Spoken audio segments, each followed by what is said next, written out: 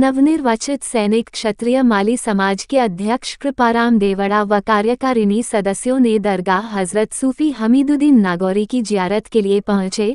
दरगाह पहुंचकर उन्होंने मज़ार शरीफ पर चादर व फूल पेश कर देश में अमन व शांति की दुआ की। वहीं दरगाह सदर शमशेर खान ने सूफिया मस्जिद भी दिखाई। दरगाह कमेटी की तरफ से अध्यक्ष देवड़ा व कार्यकारिणी का दरगाह सदर शमशेर खान व पूरी वक्फ कमेटी द्वारा गर्मजोशी के साथ साफा माला व मोमेंटो भेंटकर भव्य स्वागत किया गया, जिसमें शहर के कई गणमान्य लोग मौजूद रहे।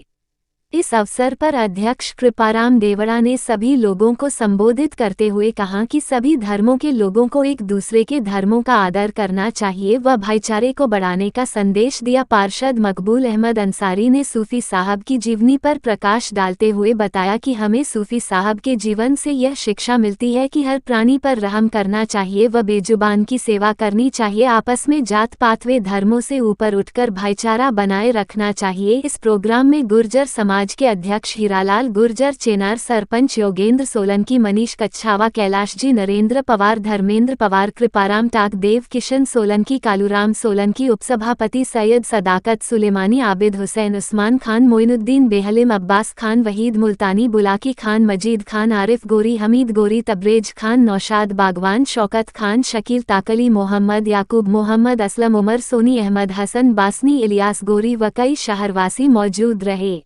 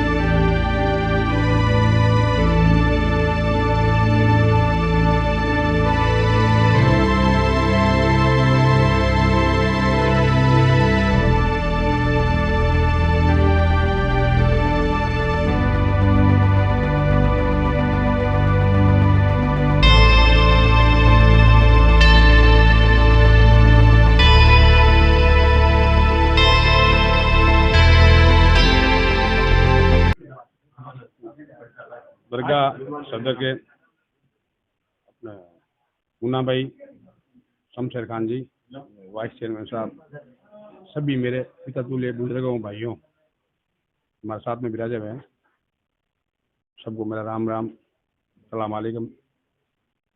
आप लोगों ने हमें बुलाया, मान और सम्मान दिया। हमेशा आप लोगों का मेरे साथ अच्छा संबंध रहा है। मैं कभी ये जातिवाद कभी करता भी नहीं है, सबको पता है हमने करेंगे। अपन सब एक ही है, एक ही देन है, अपना कोई अलग नहीं है, कोई मुसलमान या हिंदुओं का अलग है। हमारे निवेदन अपने एक अच्छा प्रेम भाईचारा हमेशा रहना चाहिए। अपना अपना धर्म होता है, हिंदुओं में भी अलग अलग धर्म है, अलग अलग धर्म होता है, सब अलग अलग मानते हैं। सबको यही निवेदन है, एक सुंदर से बना के रहे, अच्छा भाईचारा रखे, सबसे प्रेम से जीवे, सब कुछ जियो और जीने दो। जो आपकी मुरादें लेकर आती है। और मैं आपको बताऊंगे, हजरत सूफी हमीदुद्दीन नागौरी रहमतुल्लाह अलैह एक ऐसे सादगी के प्रतीक थे जिनको ख्वाजा साहब ने अपना बहुत ही चहीता खलीफा बनाया था, यानी शागिर्द बनाया था, चेला बनाया था। तो आपको दिल्ली दी गई थी और दिल्ली में जो निजामुद्दीन औलिया साहब है उनको नागौर दिया गया था कि आप यहाँ खिदमत करो, और सूफी साहब को कहा था कि आप दिल्ली में जाकर खिदमत करो। जब दिल्ली हिंदुस्तान की राजधानी रही है तो वहाँ पर शोर उल्ला ठेर से ही रहा है। तो आपको शोर उल्ला और भीड़ भाड़ पसंद नहीं था, तो आपने ख्वाजा साहब से अर्जी किया कि मेरे उस्ताद हो, आप गुस्ताखी माफ भी चाहता हूँ मैं, मेरे को दिल्ली पसंद नहीं है, जहाँ पर शोर उल्ला है मेरी इबादत में खलल पहुँचती है, तो आप मुझे कोई और मुकाम दे दो। निजामुद्दीन औलिया साहब चाहते थे कि मेरे को ये जंगल बाहर के अंदर जी नहीं लगता, मुझे कोई ऐसी जगह दो जहाँ पर थोड़ी बहुत बस्ती हो। तो इन दोनों को ट्रांसफर कर दिया गया। निजामुद्दीन औलिया साहब को तो भेज दिया दिल्ली और आपको भेज दिया गया था नागौर। ये परकोटा के बाहर दरगाह थी। यहाँ के बादशाह ने आपको 642 बीघा जमीन तोहफा के अंदर दी थी, जिसका पट्टा बना हुआ। 642 बीघा जमीन वो कोई यहाँ पर आपके हाजिरी में आए थे और बहुत कुछ वो देने को थे, लेकिन आप एक सादगी के प्रतीक थे। आपने कभी भी हीरा जवाहरात, सोना चांदी या जमीन जायदाद से मोह नहीं रखा, और उन्होंने हर चीज को ठुकराते हुए एक जमीन को स्वीकार किया था कि ताकि ये यहाँ पर क्या है कि कोई भी बाहर से जारी ना आए, उनको कोई तकलीफ ना हो ठहरने के लिए। इसलिए इनको 642 बीघा जमीन तोहफा में दी गई थी, जिसका पट्टा मौजूद है। आपने अपनी पूरी जिंदगी के अंदर 50 किलो अनाज खाया, और वो भी ज्यादातर आपने पसंद किया मोठ बाजरी का खिचड़ा। आपने कभी नॉन वेज नहीं खाया, इसलिए नहीं खाया कि कोई भी वजनी चीज या भारी चीज या तेज चीज खाने पर रात को उनकी जो इबादत करते थे उसमें तकलीफ होती थी, नींद आने लग जाती थी, खलल पहुंचती थी। इसलिए आप ज्यादातर, अगर आपको 2 रोटी की भूख होती ना, आप आधी रोटी खाते थे, 1.5 रोटी की भूख आपके पेट में रखते थे, और लोगों को एहसास दिलाते कि भूखा आदमी भी अगर कोई हो तो उसकी जिंदगी कैसे गुजरे। तो इसलिए आपने गरीबों का, सबका ध्यान रखा। एक बार क्या होता है कि एक संत थे कोई बाहर के, वो आपके हाजिरी में आए और उन्होंने बहुत ही इनकी तारीफ सुन रखी थी। तो आपके हाथ में एक चाकू था और पास में गाय बैठी हुई थी, तो उन्होंने दूर से देखा कि गाय के खून आ रहा था। तो उन्होंने कहा कि ये तो गाय ने काटने वाला आदमी, कोई संत हो नहीं सकता। तो वो वापस जाने लगे। तो फिर आपने कहा कि यार आए तो मिल तो लें। जब पास में गए, जब देखा तो गाय के अंदर जो कीड़े मकोड़े थे ना, वो चक्कू से उनको काट के बाहर कर रहे थे और उस जख्म को साफ कर रहे थे।